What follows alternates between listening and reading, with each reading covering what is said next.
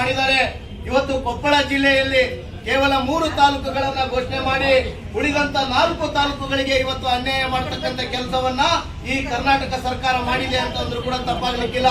ಬಂಧುಗಳೇ, ಇವತ್ತು ಕೊಪ್ಪಳ ವಿಧಾನಸಭಾ ಕ್ಷೇತ್ರದಲ್ಲಿ ಬಹಳಷ್ಟು ರೈತರು ಇವತ್ತು ಕಂಗಾಲಾಗಿದ್ದಾರೆ. ಒಂದು ಕಡೆ ಮಳೆ ಇಲ್ಲ, ಇನ್ನೊಂದು ಕಡೆಗೆ ಇವತ್ತು ಬೋರ್ವೆಲ್ಗಳು ಬತ್ತಿ ಹೋಗ್ತಾ ಇದ್ದಾವೆ. ಇವತ್ತು ರೈತ ಬೆಳಿಲಿಕ್ಕೆ ಇವತ್ತೇನಂದ್ರೆ ಸರಿಯಾದ ರೀತಿಯಿಂದ ನೀರು ದೊರೀತಾ ಇಲ್ಲ. ಇಂತಹ ಸಂದರ್ಭದಲ್ಲಿ ಇವತ್ತು ಕೊಪ್ಪಳದಲ್ಲಿ ಈ ಹಿಂದೆ ಒಬ್ಬ ರೈತ, ಕುಣಿಕೇರಿ ತಾಂಡದಲ್ಲಿ ಒಬ್ಬ ರೈತ ಇವತ್ತು ಮಳೆ ಬರಲಿಲ್ಲ ಅಂತಕ್ಕಂತ, ಗೊಬ್ಬರ ಕೊಡಲಿಲ್ಲ ಅನ್ನೋ ಕಾರಣಕ್ಕಾಗಿ ಇವತ್ತು ಮಣ್ಣು ತಿಂದಂತ ಉದಾಹರಣೆಗಳು ಇವತ್ತು ಕೊಪ್ಪಳ ತಾಲೂಕಿನಲ್ಲಿದೆ. ಇವತ್ತು ಅನೇಕ ರೈತರು ಬೆಳೆದಿರ್ತಕ್ಕಂತ ಇವತ್ತು ಬಾಳೆ ಇವತ್ತು ನಶಿಸಿ ಹೋಗಿದೆ. ಇವತ್ತು ಮೆಕ್ಕೆಜೋಳ ಬೆಳೀತಕ್ಕಂತ ರೈತರು ಕೂಡ ಇವತ್ತೇನು ಬಿತ್ತನೆ ಮಾಡಿ ಒಂದು ವಾರದೊಳಗೆ ಇವತ್ತು ನಾಟಿ ಸಂಪೂರ್ಣ ನಾಶ ಆಗ್ತಕ್ಕಂತ ವ್ಯವಸ್ಥೆ ನಿರ್ಮಾಣ ಆಯಿತು. ಇದಕ್ಕೆಲ್ಲ ಕಾರಣ ಏನಂದ್ರೆ ಇವತ್ತು ಪ್ರಕೃತಿಯಲ್ಲಿ ಮಳೆಗಾಲದ ಕೊರತೆಯಿಂದ ಇವತ್ತು ರೈತ ಬಿತ್ತಿರ್ತಕ್ಕಂಥ ಬೆಳೆ ಸಂಪೂರ್ಣ ನಾಶವಾಗಿ ಇವತ್ತು ರೈತ ವಿಷ ಕುಡಿತಕ್ಕಂಥ ವ್ಯವಸ್ಥೆ ಇವತ್ತು ಕೊಪ್ಪಳ ವಿಧಾನಸಭಾ ಕ್ಷೇತ್ರ ಕೊಪ್ಪಳ ತಾಲೂಕಿನಲ್ಲಿ ನಿರ್ಮಾಣವಾಗಿದೆ. ಅಂತಹ ದೃಷ್ಟಿಯಲ್ಲಿ ಇವತ್ತೇನು ಹಿಂದೆ ಮಾಜಿ ಮುಖ್ಯಮಂತ್ರಿಗಳ ಮಾನಸ ಪುತ್ರ ಎನಿಸಿಕೊಂಡಿರ್ತಕ್ಕಂಥ ರಾಘವೇಂದ್ರ ಇಟ್ನಾಳ್ ಅವರು ಈ ಕ್ಷೇತ್ರದಲ್ಲಿ 3 ಬಾರಿ ಶಾಸಕರಾದ್ರು. ಈ ಕ್ಷೇತ್ರದಲ್ಲಿ ಯಾವ ರೀತಿ ಮಳೆ ಆಗ್ತಾ ಇದೆ, ಯಾವ ರೀತಿ ರೈತರು ಕಂಗಾಲಾಗಿದ್ದಾರೆ, ಯಾವ ರೀತಿ ಬಿತ್ತನೆ ಮಾಡತಕ್ಕಂಥ ರೈತರಿಗೆ ಸರಿಯಾದ ರೀತಿಯಿಂದ ಗೊಬ್ಬರ ಸಿಗ್ತಾ ಇಲ್ಲ ಅಂತಕ್ಕಂಥ ಒಂದು ಕನಿಷ್ಠ ಮಾಹಿತಿ ಕೂಡ ಈ ಕ್ಷೇತ್ರದ ಶಾಸಕನಿಗೆ ಇಲ್ಲ ಅಂತ ಹೇಳಿ ನಾನು ಈ ಸಂದರ್ಭದಲ್ಲಿ ಹೇಳಿಕೆ ಬಯಸ್ತೇನೆ.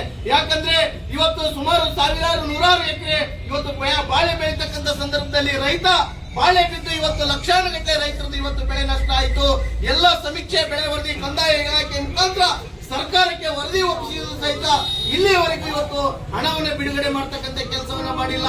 ಕಾರಣ ಇಷ್ಟೇ, ಇವತ್ತೇನು ಇಲ್ಲಿರ್ತಕ್ಕಂಥ ಶಾಸಕರು ಕೇವಲ ಸಚಿವರಾಗಬೇಕು, ರಾಜ್ಯ ಸರ್ಕಾರದಲ್ಲಿ ಅಧಿಕಾರವನ್ನು ತೆಗೆದುಕೊಳ್ಬೇಕಂತಕ್ಕಂಥ ಅಮಲಿನಲ್ಲಿ ಇವತ್ತು ಓಡಾಡ್ತಕ್ಕಂದ್ರೆ ವಿನಃ ಈ ಕ್ಷೇತ್ರದ ಜನರ ಸೇವೆ ಮಾಡಬೇಕು ಅಂತಕ್ಕಂಥ ಒಂದು ದೂರದೃಷ್ಟಿ ಇಲ್ಲ ಅಂತಕ್ಕಂಥದ್ದನ್ನ ಇವತ್ತಿನ ಬರಗಾಲ ತಾಲೂಕು ಅಂತೇಳಿ ಕೈ ಬಿಟ್ಟಿರ್ತಕ್ಕಂಥದ್ದು ನೋಡಿದ್ರೆ ಇವರು ಎಷ್ಟರ ಮಟ್ಟಿಗೆ ಕಾಳಜಿ ತೋರ್ತಾರೆ ಅಂತಕ್ಕಂಥ ಕಾಣ್ತಾ ಇದೆ.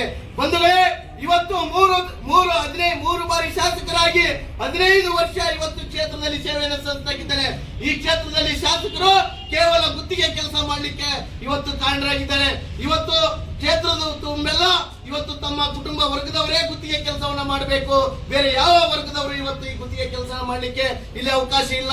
ಇವತ್ತು ಎಲ್ಲಾ ಕ್ಷೇತ್ರದಲ್ಲಿ ಇವತ್ತು ಕಾರ್ಮಿಕ ವರ್ಗದಲ್ಲಿ ತೆಗೆದುಕೊಳ್ರಿ, ರೈತರ ವರ್ಗದಲ್ಲಿ ತೆಗೆದುಕೊಳ್ರಿ, ಬಡವರ ವರ್ಗದಲ್ಲಿ ತೆಗೆದುಕೊಳ್ರಿ, ಕಂದಾಯ ಇಲಾಖೆಯಲ್ಲಿ ತೆಗೆದುಕೊಳ್ರಿ, ಪೊಲೀಸ್ ಇಲಾಖೆಯಲ್ಲಿ ತೆಗೆದುಕೊಳ್ರಿ, ಕೇವಲ ಅಧಿಕಾರವನ್ನ ಚಲಾಯಿಸ್ತಾರೆ ವಿನಃ ಇವತ್ತು ಸಾಮಾನ್ಯ ಜನರ ಸೇವೆಯನ್ನು ಮಾಡತಕ್ಕಂಥ ಕೆಲಸ ಈ ಕ್ಷೇತ್ರದ ಶಾಸಕರು ಸಂಸದರು ಸಂಪೂರ್ಣವಾಗಿ ವಿಫಲ ಆಗಿದ್ದಾರೆ ಅಂತಕ್ಕಂಥದ್ದನ್ನ ನಾ ಈ ಹೋರಾಟದ ಮುಖಾಂತರ ಹೇಳಲಿಕ್ಕೆ ಬಯಸ್ತೇನೆ.